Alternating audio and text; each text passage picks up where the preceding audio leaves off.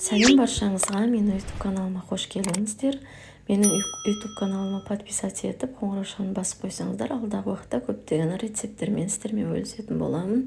Бүгін үй жағдайында осындай клубника шоколаде дайындадым. Ол үшін бізге осындай құлпынайларымызды жақсылап 2-3 қайтала суына ауыстыра отырып, жапырақтарын астарын бәрін тазалап, осылайына жуып шықтым. Енді оны құрғатамыз. Осылай салфеткеге қоя отырып, барлығын құрғатып шығамыз. Сулы болмау керек. Құлпынайымызды шоколадқа салған кезде шоколадымыз ағып кететін болады. Сол себепті осылайынан барлығын, құлпынайларымыздың барлығын, жапырақтарын астын бәрін тазалап, осылайынан сүртіп шықтым. Мінекей дайын болды. Енді біз шоколадымызды дайындаймыз. Мен Қазақстан шоколадын пайдаландым. Осы Қазақстан шоколадқа бір ас қасық сұйық май қосып жібердім. Өйткені сәл қою болып қалды. Водяной баняда қайта қозғай отырып ертіп алдым. Ол жағы видеоға түспей қалыпты.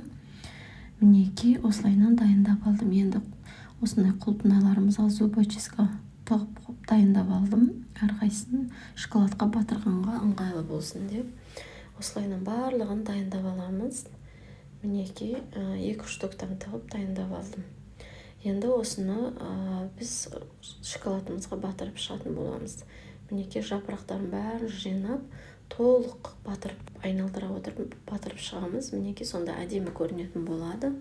Сілкіп отырып батырасыздар. Мінекей мен алғашқы жасауым міне өте әдемі болып, дәмі де әдемі болып шығады екен. Сіздер де жасап көрсеңіздер болады. Мінекей барлығын толық осылайынан батырып шығамыз. Мінекей осылайынан пергамент қағазға қоя отырып батырып шықтым.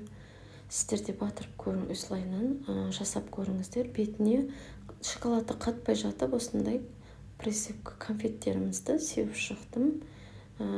Узор істесеңіздер де болады. Алдағы уақытта басқа шоколадтың түрлерімен дайындап көретін боламыз. Биыл біз қымбат шоколадтармен. Сіздер де осылайынан жасап көріңіздер. Қатқаннан кейін мен осындай коробкаға салып сатылымға шығарсаңыздар да болады. Мінекей осылайынан жасап көрдім. Өте әдемі болып шықты. Ас болсын.